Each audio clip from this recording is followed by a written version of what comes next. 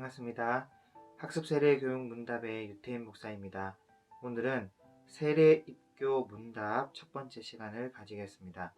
이번 시간에는 세례 입교 문답자의 자격과 또 성경, 하나님의 사역과 속성, 사탄의 시험과 인간의 범죄, 예수님의 사역과 구원의 완성에 대한 교육을 실시하도록 하겠습니다. 1번입니다. 세례를 받을 수 있는 자격은 무엇입니까? 학습을 받은 후 6개월 이상 교회에 출석을 하고 예수 그리스도를 자신의 구주로 믿는 사람이 세례를 받을 수 있는 자격이 됩니다. 여러분, 세례는 학습 교육을 받고 학습 문답을 통과한 뒤에 6개월이라는 시간이 흘러야 세례를 받을 자격이 주어집니다.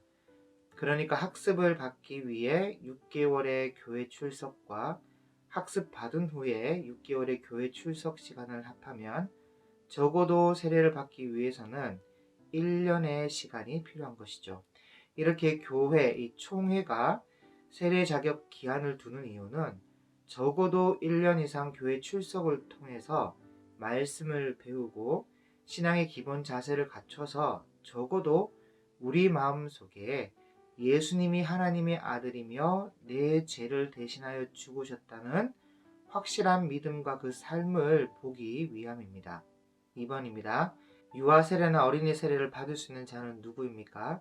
이번에 이 총회에서 유아 세례나 어린이 세례를 이제 새로 규정을 해서 바뀐 규정인데요. 만 6세까지 유아 세례를 주고 만 7세부터 13세는 어린이 세례를 줄 수 있으되 부모 중 한 편이라도 세례를 받은 교인이라면 줄 수가 있습니다. 유아 세례나 어린이 세례를. 그리고 부모의 부재 시에는 당회의 허락으로 가능하도록 하였습니다. 오순절 날에 120명의 제자들에게 성령이 임하셨습니다. 그때 베드로가 예루살렘에 몰려든 사람들에게 이렇게 말씀하고 있죠. 너희가 회개하여 각각 예수 그리스도의 이름으로 세례를 받고 죄의 사함을 받으라. 그리하면 성령의 선물을 받으리니 이 약속은 너희와 너희 자녀와 모든 먼데 사람 곧 우리 주 하나님이 얼마든지 부르시는 자들에게 하신 것이라 라고 말씀을 하고 있습니다. 그래서 죄 사함을 받고 성령을 선물로 받은 것은 어른들에게만 해당되는 것이 아니라 어린이에게도 해당되는 축복이라는 말이죠. 그리고 무엇보다 믿음의 가정에 태어난 아이는 하나님께서 언약의 가정에 맡기신 선물입니다. 그렇기에 부모는 유아 세례와 어린이 세례를 통해서 나는 이 자녀를 하나님의 사람으로 키우고 말씀으로 잘 양육하며 자녀에게 믿음의 본을 보이겠다는 약속을 하나님께 하는 것이 유아 세례고 어린이 세례의 한 목적이기도 합니다. 3번입니다. 입교 문답을 받을 수 있는 자는 누구입니까? 유아 세례나 어린이 세례를 받은 자로서 만 14세 이상이 되어 스스로 신앙을 고백하는 자에게 입교 문답을 합니다. 만 14세가 되면 어느 정도 본인 스스로 믿음을 정리하고 스스로 믿음의 삶을 결심할 수 있는 나이로 보고 있기 때문에 자기 믿음에 대해 자기 스스로가 책임질 수 있는 나이로 총회는 보고 있습니다. 그래서 만 14세 입교를 하여 정식 세례 교인으로 인정하고 있습니다. 이건 제가 적어 놓진 않았지만 유대교에서도 서기관이 되기 위해서는 만 14세 때에 서기관의 정식 입문을 합니다. 그거와 똑같이 14세에 입교를 하는 절차를 거치고 있습니다. 입교는 유아 세례일 때는 부모님의 신앙을 유산으로 받는 것이고 어린이 세례일 때는 교사의 신앙을 유산으로 물려받아서 가장 귀한 복을 받은 사람으로 인정을 하고 있습니다. 4번, 우리는 어떻게 하나님을 알 수 있습니까? 하나님이 창조하신 자연 계시, 자연 일반 계시와 하나님의 말씀인 성경, 이 특별 계시로 우리는 하나님을 알 수가 있습니다. 사람에게 있어서 가장 중요한 것은 하나님을 아는 것이죠. 이것은 세상 모든 책을 다 읽는다 하더라도 또 많은 여행을 하고 많은 것을 경험하고 많은 사색과 도를 닦는다 하더라도 하나님을 알 수 있는 길이 없습니다. 그래서 하나님을 알지 못하기에 나는 누구인가, 나는 어디로부터 왔고, 나는 어디로 가는가 하는 이런 근본으로 가는 질문을 사람들이 그 옛날 때부터 꾸준히 해오면서 철학에 철학을 더하여 왔지만 지금까지도 이 문제는 미해결 과제로 남아있는 것 아니겠습니까? 그런데 이 모든 문제는 간단합니다. 하나님을 알게 되면 다 해결된다는 것이죠. 인간의 근원과 내세는 이미 성경에 다 기록되어 있기 때문에 하나님을 알게 되면 성령의 조명하심으로 모든 문제와 실마리가 풀리게 된다는 것이에요. 그래서 하나님은 성경 곳곳에 하나님 자신을 계시하며 인생의 주인이 누구인지를 말씀하고 있습니다. 그래서 시편 19편 1절 2절 말씀을 보면 하늘이 하나님의 영광을 선포하고 궁창이 그의 손으로 하신 일을 나타내는도다. 날은 날에게 말하고 밤은 밤에게 지식을 전하니. 또 로마서 1장 20절의 말씀을 보면 창세로부터 그의 보이지 아니하는 것들, 그의 영원하신 능력과 신성이 그가 만드신 만물에 분명히 보여 알려졌나니 곧 그러므로 그들이 핑계하지 못할지니라. 여러분, 이런 자연 계시를 통해서 하나님을 발견한 사람이 있습니다. 그 사람이 믿음의 조상이라 불리는 아브라함이죠. 아브라함이 살았을 그때에는 성경이 없던 시대였습니다.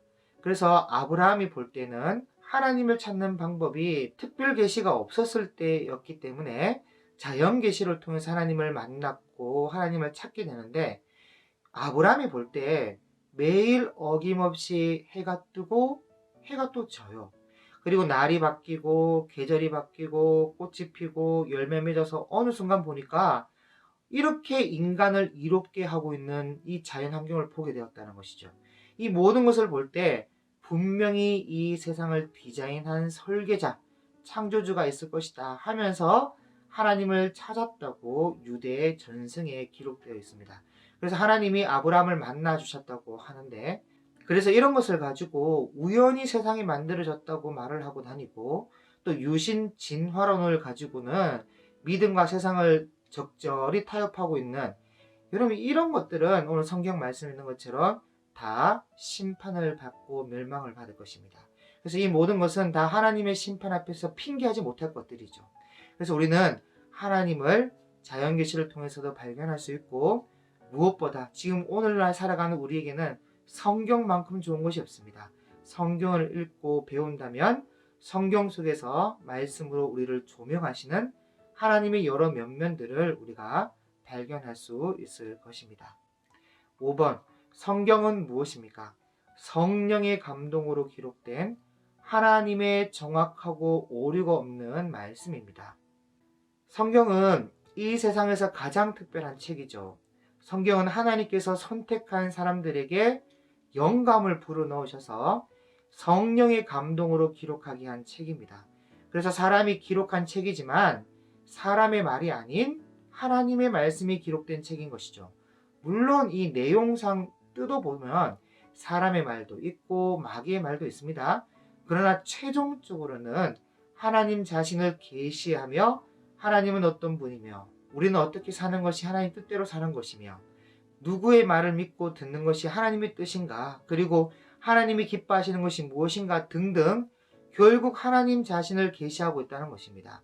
그래서 우리는 성경에 대해서 기억해야 할 3가지 사실이 있는데, 첫째, 성경의 모든 사상이나 내용은 하나님께서 주신 것이다. 둘째, 하나님께서는 성경의 여러 저자들에게 성경을 기록하게 하시되 그들의 지성이나 인격을 사용하셨습니다. 절대로 무의식 속에서 기록하게 하거나 하나님의 글자 한자 한자를 불러줘서 이 축자 영감설이라고 하는데 한자 한자 불러주셔서 적도록 하신 것이 아니라는 것입니다. 셋째, 그러나 성경에는 일체의 오류가 없도록 성령님께서 지켜주시고 있다는 것입니다. 6번째, 구약을 크게 나누면 어떻게 구분합니까? 율법서, 모세오경과 역사서, 여호수아, 사사기, 룻기, 사무엘상하, 열왕기상하, 역대상하, 에스라, 느헤미야, 에스더 같은 역사서, 시가서, 욥기, 시편, 잠언, 전도서가, 그리고 선지서 이사야, 예레미야, 에스겔, 다니엘, 호세아, 요엘, 아모스, 오바다오, 요나, 미가, 나움, 하박국, 스반, 학개, 스가랴, 말라기. 이렇게 율법서, 역사서, 시가서, 선지서 이렇게 나눠지는데요. 여러분 구약 성경은 아주 방대하고 긴 역사 속에 기록된 책입니다. 특히 여러분 창세기 한 권이 가지는 역사는요 약 2300년이나 되며 출애굽기부터 말라기까지 약 1500년의 역사를 가지고 있습니다. 물론 그렇다고 해서 이해하기 어려운 책은 절대로 아니죠. 구약 성경은 레위기를 중심으로 모든 이야기를 풀어가면 쉽게 이해할 수 있습니다. 레위기는 구약 성경의 중심으로 하나님과 맺은 언약 율법서죠. 그래서 이 첫 번째 모세 오경 중 창세기는 레위기라는 언약을 맺은 그 하나님은 누구신가를 잘 보여주는 책입니다. 그리고 모세 오경 중 출애굽기는 어떤 과정을 통해서 이런 레위기라는 언약을 맺게 되었는가라는 그 과정을 보여주는 책이고, 민수기는 줄이라는 이 언약의 땅에 들어가기 전에 먼저 언약대로 살아보는, 레위기대로 살아보는 훈련 과정을 보여주는 책입니다. 그리고 신명기는 언약을 다시 재설명한 책이죠. 신자가 되풀이할 신입니다. 그래서 좀 더 알아듣기 쉽도록 모세가 잘 설명해주고 있는 책이 신명기입니다. 그리고 역사서는요, 가나안에 들어가서 레위기 언약대로 어떻게 살았는지를 보여주는 책이죠. 아시는 것처럼 레위기대로 살았는지 레위기대로 살지 않았는지는 역사서를 읽어보면 잘 나오는데 실패한 삶을 살았다는 것을 우리가 다 알고 있을 것입니다. 그리고 선지서는 언약대로 살지 못했기 때문에 레위기대로 살지 못하는 백성들에게 하나님께서 언약대로 그 약속대로 계약대로 저주와 심판을 그냥 행하시면 되는데, 하나님은 사랑과 긍휼의 하나님이시다 보니까 사랑과 긍휼로 먼저 선지자를 보내서 기회를 주시는 책이죠. 하나님께로 돌아올 것을 권면하는 사랑의 편지라 할 수 있습니다. 그리고 시가서는 고난과 아픔과 어려운 인생 속에 하나님의 언약을 붙잡고 살아간 사람들의 찬양과 고백이 들어있는 시라 할 수 있다는 것이죠. 그리고 무엇보다 실패한 이들을 구원하기 위해서는 예수 그리스도가 오셔야 되는데 그 오심을 예언하고 있는 책이 구약 성경이고, 그리스도를 통해 도래할 하나님 나라를 약속하고 있습니다. 일곱 번째, 신약을 크게 나누면 어떻게 구분합니까? 사복음서, 역사서, 서신서, 예언서로 나눌 수가 있습니다. 이 사복음서는 마태, 마가, 누가, 요한복음인데 모두 예수님의 생애와 가르침을 기록하고 있지요. 사복음서가 증거하는 것은 예수님이 하나님의 아들이며 나의 죄를 대신하여 죽었다가 죽음에서 부활하셨다는 것이죠. 그래서 세상 모든 사람들이 이것을 알고 믿을 수 있도록 이 4명의 저자가 기록을 하여서 언어와 민족이 다른 사람들에게 증거하고 있는 것입니다. 예를 들면 마태는 유대인에게, 마가는 로마인과 로마에 살고 있는 유대 그리스도인들에게, 그리고 누가는 그리스도인들 또 헬라인들 이런 이방인들에게, 그리고 요한은 모든 사람을 위해서 기록한 것이죠.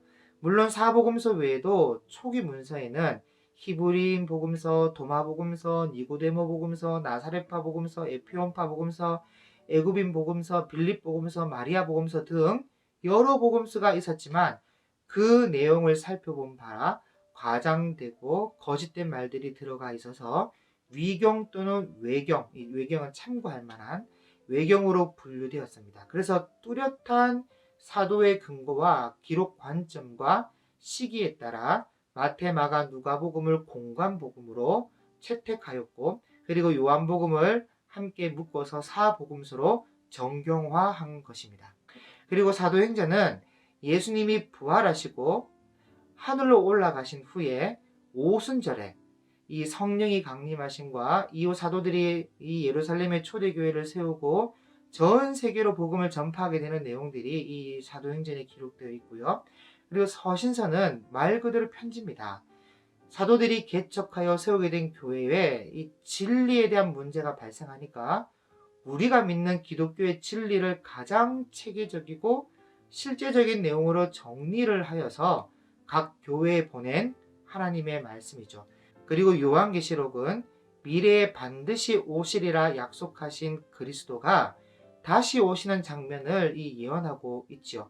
그리스도의 재림을 중심으로 재림 전에 세상에 있어야 할 사건과 또 재림 이후에 내세에 대한 소망을 잘 보여주고 있는 미래의 역사서라 할 수가 있습니다. 그래서 심판 이후 영원한 하나님 나라의 소망을 꿈꾸면서 이 땅에서는 우리는 믿음의 인내를 이루며 살아야 할 것이겠죠. 8번, 하나님은 누구십니까? 하나님은 영이시며 창조주와 구속주이시며 심판주이십니다. 여러분, 앞에서 말씀드렸던 것처럼 사람에게 가장 중요한 질문 중 하나는 하나님은 누구십니까? 입니다. 이 질문이 중요한 이유는 하나님이 누구신지 모르면 우리 인생의 문제가 영원히 풀리지 않기 때문이죠. 나는 누구이며 왜 살아야 하는가? 나는 어디로부터 왔고 지금 어디로 가고 있는가? 그리고 죽으면 어떻게 되는가? 이런 것은 하나님을 모르면 영원히 풀리지 않는 수수께끼와 같은 것입니다.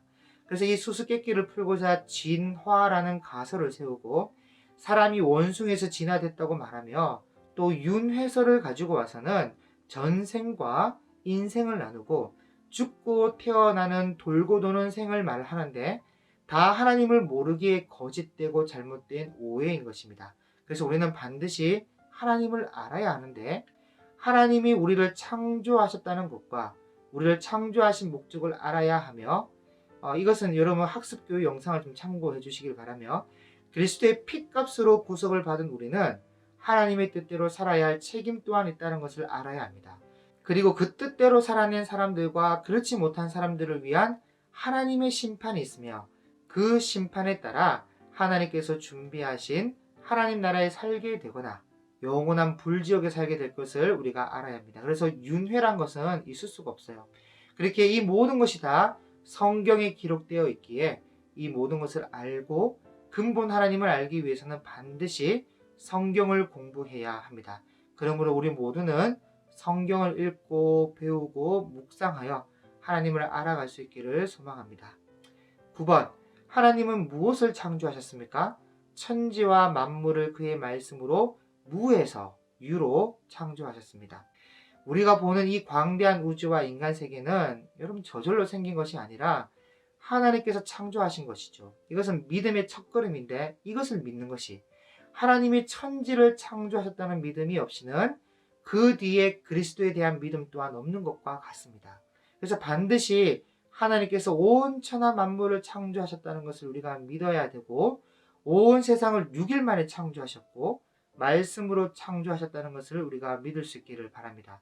그리고 하나님의 말씀은 아무것도 없는 데서 모든 것을 생겨나게 하는 능력이 있다는 것을 믿기를 바라고 어리석은 사람들처럼 하나님이 만든 피조물에 이 하나님의 형상된 우리를 부풀여 절하지 마시고 또 절시키지도 마시고 하나님을 섬기며 하나님 말씀에 순종할 수 있는 여러분이 될 수 있기를 바랍니다.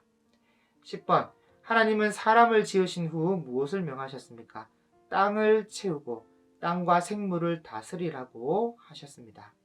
창세기 1장 28절에 보면 하나님이 그들에게 복을 주시며 하나님이 그들에게 이르시되 생육하고 번성하여 땅에 충만하라 땅을 정복하라 바다의 물고기와 하늘의 새와 땅에 움직이는 모든 생물을 다스리라고 말씀을 하셨습니다.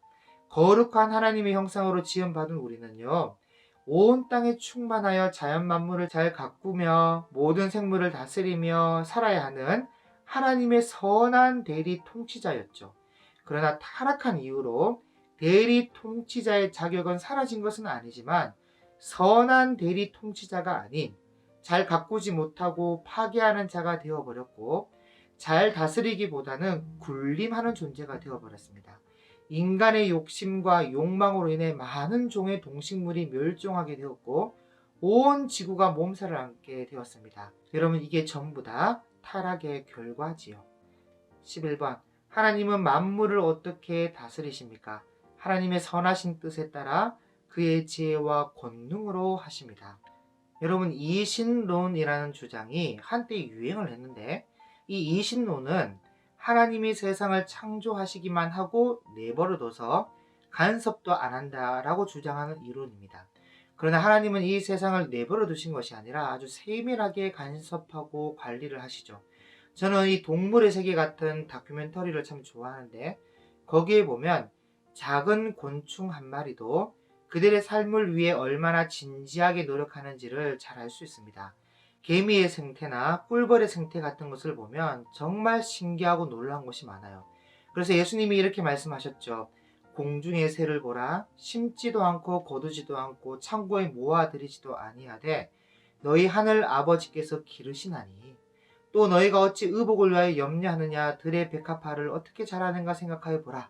수고도 아니하고 길쌈도 아니하느니라. 그러나 내가 너희에게 말하노니 솔로몬의 모든 영광으로 입은 것이 이 꽃 하나만 갖지 못하였느니라. 12번 하나님은 창세전에 무엇을 예정하셨습니까? 예수 그리스도 안에서 우리를 택하시고 구원하시기로 하셨습니다. 에베소서 1장 3절에서 5절 말씀을 보면 찬송하리로다 하나님 곧 우리 주 예수 그리스도의 아버지께서 그리스도 안에서 하늘에 속한 모든 신령한 복을 우리에게 주시되 곧 창세전에 그리스도 안에서 우리를 택하사 우리로 사랑 안에서 그 앞에 거룩하고 흠이 없게 하시려고 그 기쁘신 뜻대로 우리를 예정하사 예수 그리스도로 말미암아 자기의 아들들이 되게 하셨으니라고 말씀하고 있습니다. 하나님의 크신 비밀 중에 하나가 예정론인데 사실 이 예정론 하나 가지고도요, 여러분 한두 시간은 따로 말씀을 나눠야 할 만큼 방대하고 중요한 내용입니다. 그래서 여기서 다 설명을 드리지는 못하고 사실만 말씀드리자면 첫째, 하나님께서 천지가 창조되기 전에 우리를 아셨다는 것이고 둘째, 우리를 구원받은 자로 선택하셨다는 것이며 셋째, 그의 기쁘신 뜻대로 우리를 예정하여 자기의 아들이 되게 하셨다는 것입니다. 여러분 이것은 이성적으로 또 우리 생각으로는 도저히 이해할 수 없는 하나님의 신비예요. 그래서 많은 사람들이 예정을 하나님의 불공평으로 생각하거나 아니면 이것을 운명으로 생각을 많이 하는데 사실 그렇지가 않죠. 하나님께서 우리를 예정하신 것은 우리 한 사람 한 사람이 얼마나 구원받기 힘든 존재인지를 보여주는 생생한 증거와 같은 것입니다. 여러분 하나님께서 일부러 누구를 선택하고 누구는 선택하지 않는 것이 아니라 전지하신 능력, 전지라는 말은 모든 것을 아신다는 거죠. 전지하신 능력으로 창세 전부터 모든 것을 알고 계신 것뿐입니다. 그래서 무엇을 알고 계시냐? 하나님께서 공평하게, 불공평이 아니라 공평하게 세상 모든 사람들을 구원하기 위한 그리스도를 보내셨는데 그 예수님을 믿는 사람과 믿지 않는 사람으로 뒤에 보니까 나눠지더라는 것입니다. 이것을 하나님께서 창세 전부터 알고 계셨다는 것이에요. 누가 믿는지 누가 안 믿는지를. 그래서 하나님 입장에서 볼 때는 예수님을 오고 가는 세대에 믿는 사람을 창세 전부터 알고 계시기에 택하시고 그리스도로 아들을 삼았다라고 표현하고 있는 것이죠. 마태복음 26장 28절에 이런 말씀이 있습니다. 이것은 죄 사함을 얻게 하려고 많은 사람을 위하여 흘린 바 나의 피 곧 언약의 피니라. 여기서는 많은 사람을 위하여.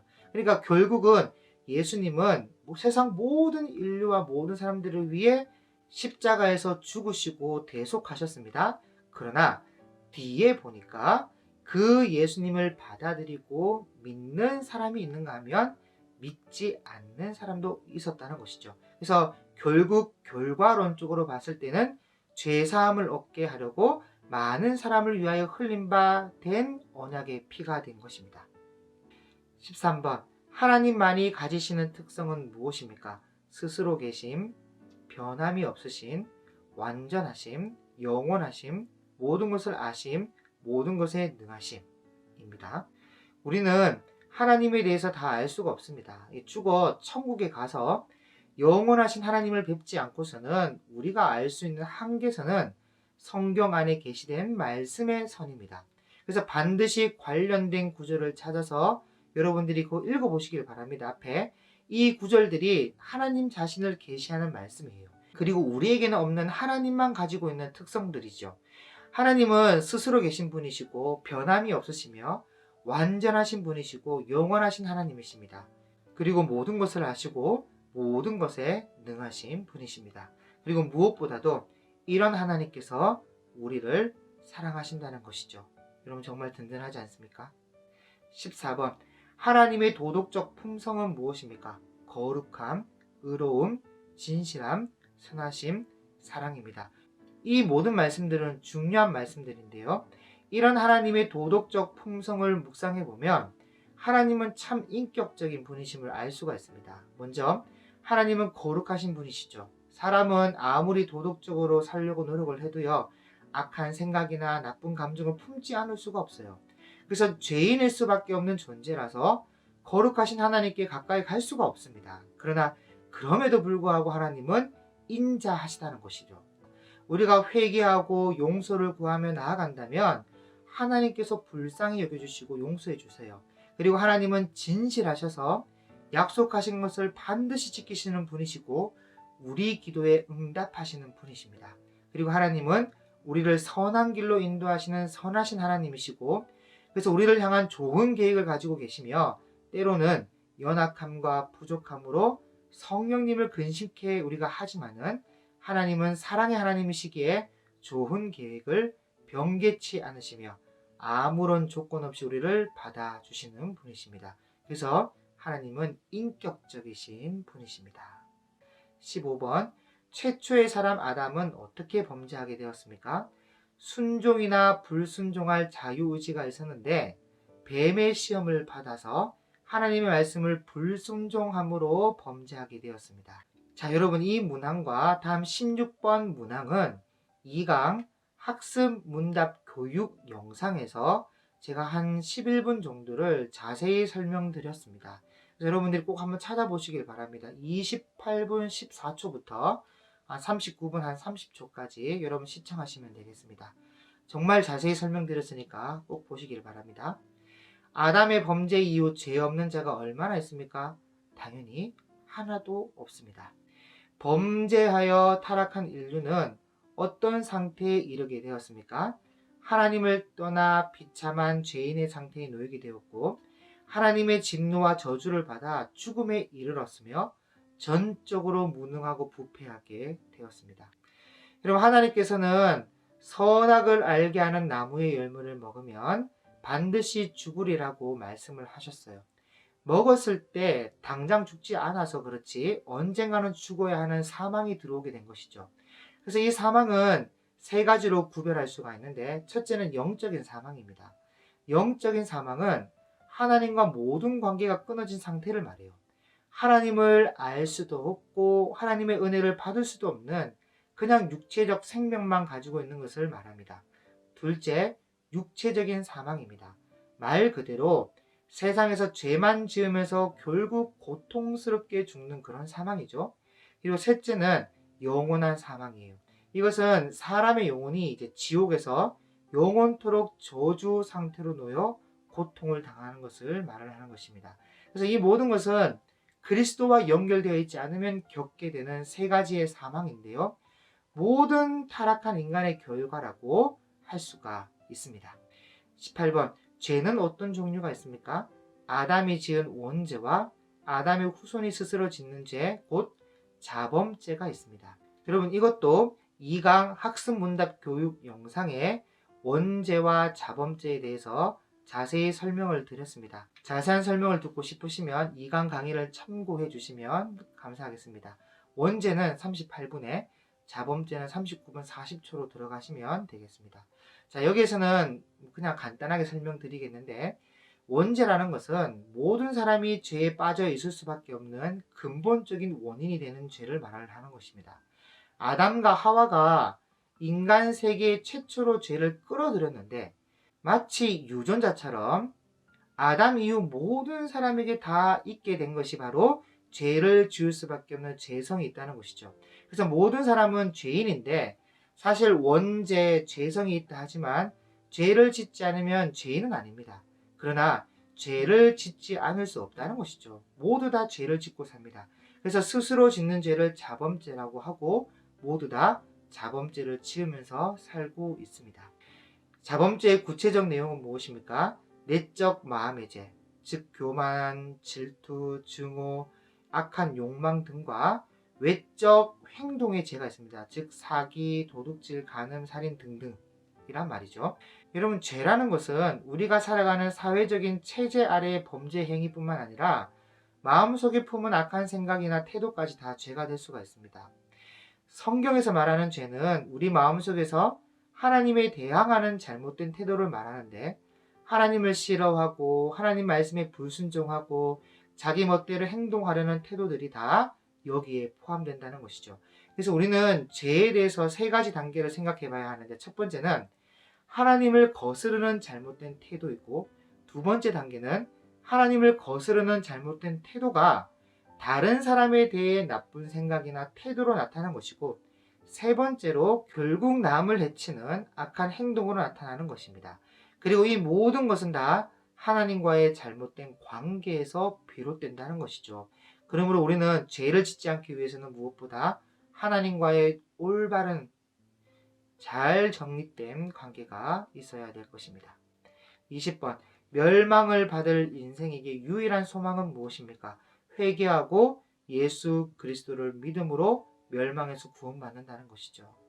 그러면 해적에게 인질로 잡혀간 사람을 구원하기 위해서는 인질의 대가를 지불하면 됩니다. 물론 특공 작전도 있겠지만 여기서는 인질의 대가를 지불하는 것으로 설명합니다.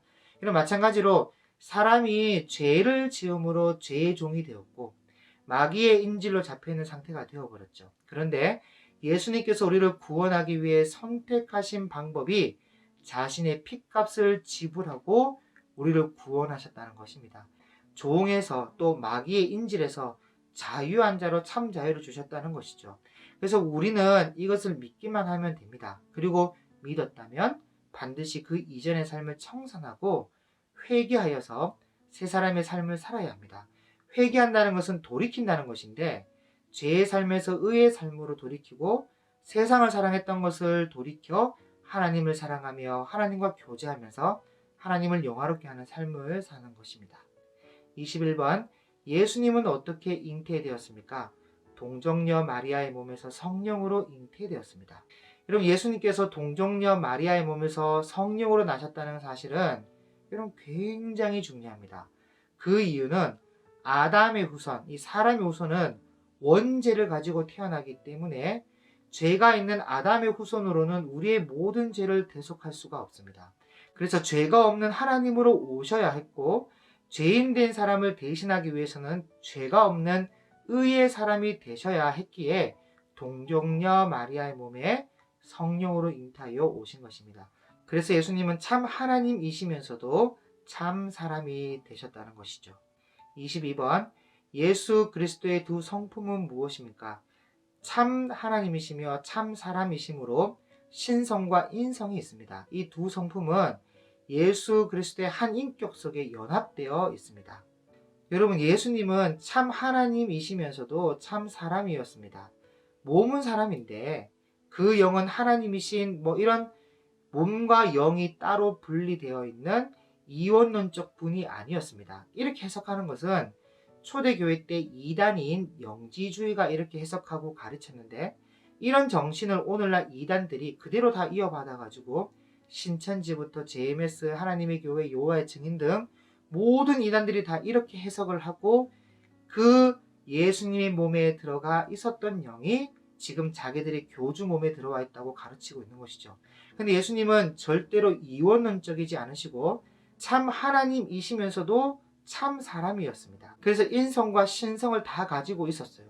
그래서 예수님은 우리와 똑같은 인간으로의 삶을 사시면서 죄를 범하지 않으셨고 영락 없이 인간이었지만, 예수님이 가르치시는 그 말씀은 진리의 말씀이었고 경이로운 가르치심이었다는 것입니다. 23번, 신성과 인성은 무엇입니까? 신성은 하나님의 성품, 인성은 사람의 성품이죠. 여러분, 예수님은 화장실에 가셨을까요? 안 가셨을까요? 물어보나 마나 한 질문인가요? 그렇지만 이런 질문은 예수님의 인성에 대해 아주 중요한 질문입니다. 예수님은 우리와 똑같이 생활하셨어요. 그래서 배도 고프고 피곤하게 주무시기도 하고 때론 아프기도 하고 때론 통곡하며 울 때도 있었고 죄를 짓지 않는 선에서 화를 내시기도 하셨습니다. 그러나 우리와 다른 부분이 있다면, 예수님의 신성이 있다는 것이죠. 바로 물로 포도주를 만드시기도 하시고 오병이어 기적도 보이고 물 위를 걸으시기도 하셨습니다. 그리고 죽은 자도 살리시고 본인도 부활하신 참 하나님의 아들이셨다는 것이죠. 24번 예수님의 인성이 우리와 다른 점은 무엇입니까? 우리의 성품과 동일하나 죄는 없으십니다. 예수님의 본성은 하나님이시지만 외적으로는 우리와 똑같은 사람이셨죠. 그래서 사람들은 자주 그 예수님의 출신 지역과 직업으로 자주 무시를 하였습니다. 그러나 어떤 사람들은 예수님을 만나고 나서 예수님을 다윗의 자손 그리스도로 고백하기도 하고 어떤 사람은 하나님의 아들로 고백하기도 하였습니다. 그 이유는 예수님의 입에서 선포되는 말씀이 진리의 말씀과 능력의 말씀으로 쏟아져 나왔기 때문이고 하시는 모든 일이 능치 못함이 없었기 때문입니다. 우리 주변에 아무리 인격적으로 훌륭하고 위대한 사람을 만난다 하더라도 있다 하더라도 어느 정도 교제를 하다 보면 분명히 어느 한계를 경험하게 돼요. 지식, 능력, 말, 거룩한 삶 등의 부족한 부분을 알게 될 것입니다. 그러나 예수님은 완전히 거룩하고 인격적이시며 전혀 흠이 없는 분이시라는 점 기억할 수 있기를 바랍니다. 25번 예수님의 12제자의 이름은 무엇입니까? 베드로, 안드레, 야고보, 요한, 빌립, 바돌로메, 도마, 마테, 야고보, 다데오, 시몬, 가룟, 유다 이렇게 12명입니다. 여러분 예수님이 부르신 12제자에 대해서 자세히 설명하면 이렇습니다. 베드로와 안드레는 둘이 형제고 야고보와 요한 둘이 형제고 빌립과 바돌로메, 이 바돌로메는 나다나엘이라는 이름도 가지고 있고요. 도마와 다데오, 알페오의 아들 세리 마테와 알페오의 아들 야고보 둘이 형제입니다. 그리고 가나안 사람 시몬, 개종한 이방인, 개종한 유대인이라고 해야 되겠죠. 네. 그리고 가롯인 유다입니다. 이렇게 예수님께서 소수로 제자를 삼으셨는데 이 12명의 이 소수 제자는 그렇게 제자를 삼으신 이유가 친히 예수님께서 일거수일투족 함께 하시면서 삶의 본을 보여주기 위함이고요. 예수님을 인격적으로 닮도록 하기 위함이었습니다. 그리고 나중에는 예수님의 이 가르침을 기록하여 진리를 널리 알리기 위함이었죠. 이런 12제자 중 베드로는요, 나이가 제일 많은 제자였고요. 다혈질적이고 즉흥적인 사람으로 실수가 많은 제자였습니다. 그러나 뒤끝이 없는 좋은 성격을 가진 제자로 수제자라는 별명을 가지고 있지요. 그리고 반대로 요한은 나이가 제일 어린 제자입니다. 그리고 예수님의 사랑을 가장 많이 받은 제자였고 항상 뒤를 돌아보며 맨 마지막까지 남아서 정리를 잘하는 사람이 요한이었습니다. 그래서 이 요한복음과 요한 1, 2, 3서를 기록하고 사랑받은 만큼 사랑의 사도라는 별명을 가졌고요.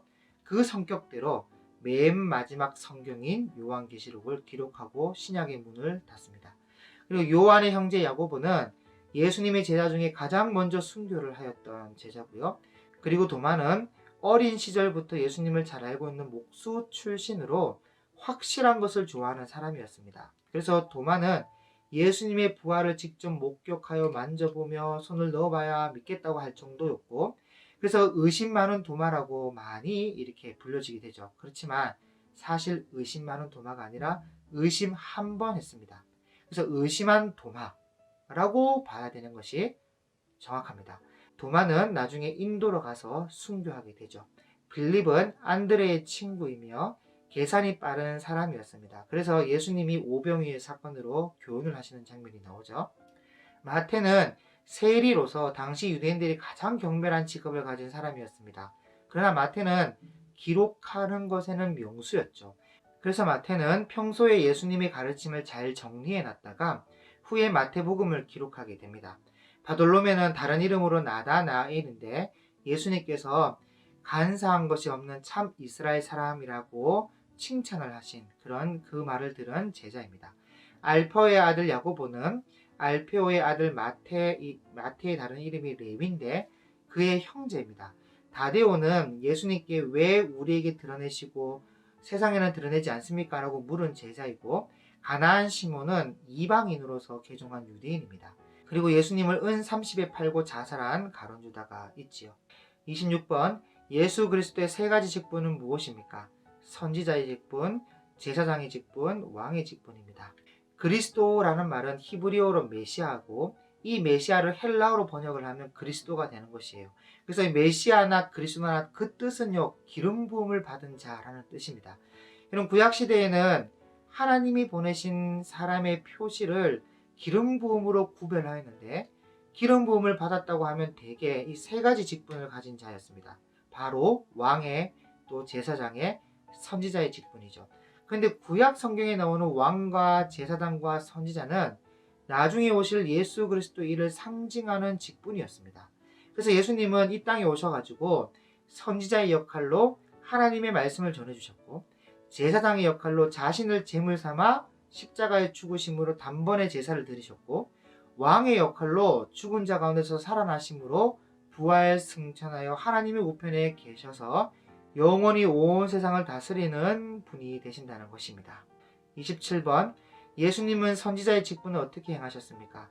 하나님의 뜻을 가르치고 세상의 죄를 지적하며 하나님의 심판과 구원을 선포하셨습니다.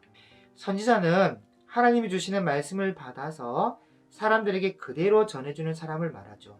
예수님은 이 세상에 오셔서 하나님의 아버지와 의논하신 내용들을 그대로 우리에게 전해주셨습니다.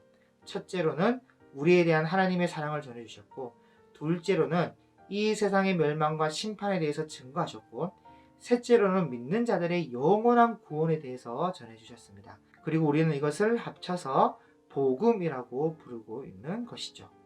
28번, 예수님은 제사장의 직분을 어떻게 행하셨습니까? 영원한 대제사장으로 우리의 죄를 위해 단번에 자기 몸을 화목제물로 드리셨고, 지금도 우리를 위하여 항상 중보의 기도를 하고 계십니다. 이스라엘 민족 외에도 우상 앞에 드리는 제사는 모든 나라에 다 있었습니다. 그런데 이스라엘 민족만큼은 제사가 가지는 의미가 다른 나라와 달랐다는 것이죠. 이스라엘의 제사는 인간이 죄를 대신해서 짐승이 주고 피 흘림으로 인간이 지은 죄를 짐승에 전가시켜 죄사함을 받는 제사였습니다. 그리고 이 제사의 진정한 의미는 하나님의 아들 그리스도가 십자가에서 죽으심으로 우리의 모든 죄를 책임지신다는 것이죠. 그래서 예수님은 십자가 위에서 자기 몸을 단번에 제사로 드림으로 우리의 모든 죄를 그 약속대로 담당하셨습니다. 그리고 부활하신 후에 하나님 우편에서 지금도 대제사장으로 우리를 위해 중보하고 계신다는 것이죠. 29번, 예수님은 왕의 직분을 어떻게 행하셨습니까? 세상을 다스리시고 보호하시며 모든 원수를 이기셨습니다. 예수님은 십자가에서 죽으시고 부활하심으로 두 가지 직위를 얻게 되었죠. 하나는 교회의 머리가 되신 것이고, 또 하나는 온 세상의 왕이 되신 것입니다. 그래서 예수님은 온 우주의 통치자와 심판주가 되셔서 하나님 아버지로부터 모든 통치권과 심판권을 위임받으셨고, 또한 교회의 머리로서 믿는 우리를 보호하시며 교회의 진리의 영, 곧 성령을 부어주심으로 진리가 선포되게 하셨습니다. 그래서 그로 인해 하나님 나라가 세워지게 하고 계시며, 또 때가 되면, 이제 하나님 때가 되면 온 세상을 심판하시는 심판주로 오시는데, 마귀와 그 세력들을 영원한 지옥불로 심판하실 심판주로 오신다는 것입니다. 30번, 그리스도의 낮아지신 신분의 모습은 무엇입니까? 성육신, 율법에 순종하심, 고난받으심, 십자가에서 죽으심, 그리고 장사되심이십니다. 저것은 순차적인 순서입니다. 여러분, 예수님의 낮아지심을 비하라고 하는데요. 이 비하는 존귀한 하나님의 아들의 지위와 영광을 버리고 세상에 사람이 되어 오신 것을 말하는 단어죠. 근데 사람들 사이에서라도 좀 예수님이 인정받고 영광을 받으시면 참 좋으시련만, 예수님은 불신과 배척을 당하고 결국 십자가에서 죽으시고 장사되기까지 하셨습니다. 그래서 예수님은 가장 높은 곳에서 가장 낮은 그 장사되기까지 낮아지신 것을 비하라고 하는 것이죠. 그렇게 그 누구보다 고난을 잘 알고 계시고 누구보다 비하되신 분이시기에 여러분, 그 예수님만이 우리가 당하는 모든 고난을 이해하고 또 도와주실 수 있는 분이시라는 것입니다. 31번, 그리스도의 높아지신 신분의 모습은 무엇입니까? 부활하시고 승천하시고 하나님 우편에서 다스리시고, 그리고 세상 끝날에 심판주로 이 땅에 재림하신다는 것입니다. 예수님의 높아지심은 죽음을 깨고 부활로부터 다시 시작하는 것입니다. 그리고 예수님께서 부활하신 이후의 신분을 승귀라고 하는데, 이 승귀는 4개의 과정을 통해 이루어지죠. 첫째는 예수님이 사망의 권세를 깨뜨리고 부활하신 것. 그것도 영원히 죽지 않은 새로운 몸으로 살아나셨습니다. 둘째, 하늘로 승천하셨습니다. 이 승천이 중요한 이유는 예수님께서 이제 지상에서의 모든 사역을 마치고 존귀와 영광이 완전히 회복되신 것을 의미하기 때문이죠. 그래서 다시 오실 때는 이런 초라한 옛날 그 초림 때의 그 초라한 육신의 모습이 아닌 올라간 이 영광스럽고 위엄 있는 모습으로 다시 오신다는 것입니다. 셋째는 예수님은 하나님의 보좌 우편에서 온 세상을 다스리는 권한을 받으셨습니다. 그래서 지금도 우리의 기도를 들으시고 중보하시며 교회의 머리로서 성령을 부으시며 진리의 말씀이 선포되게 하시고 놀라운 부흥과 함께 세상의 죄를 물리치는 일을 하고 계시죠.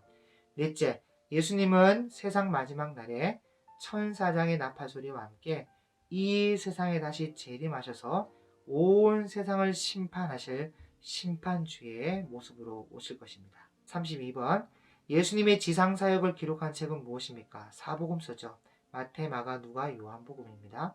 이 4권의 복음서는 언어와 지역이 다른 사람들에게 예수님을 증거할 목적으로 기록되었죠.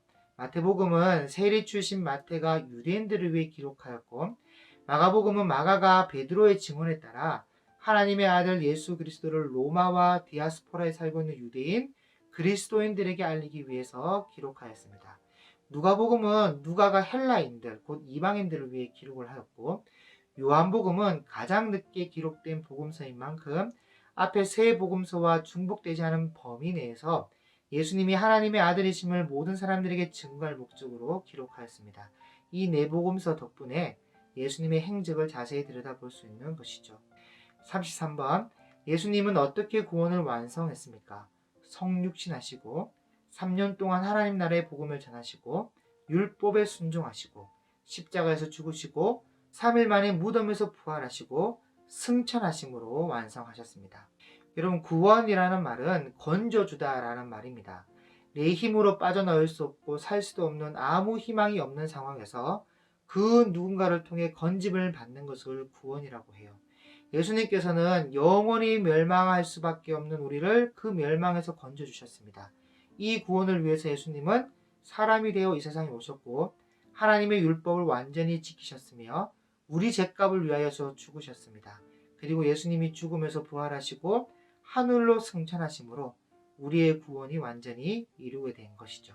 34번, 구원받은 성도들은 어떻게 살아야 합니까? 예수님을 위해 살고 복음을 전하며 살고 말씀에 따라 살아야 합니다.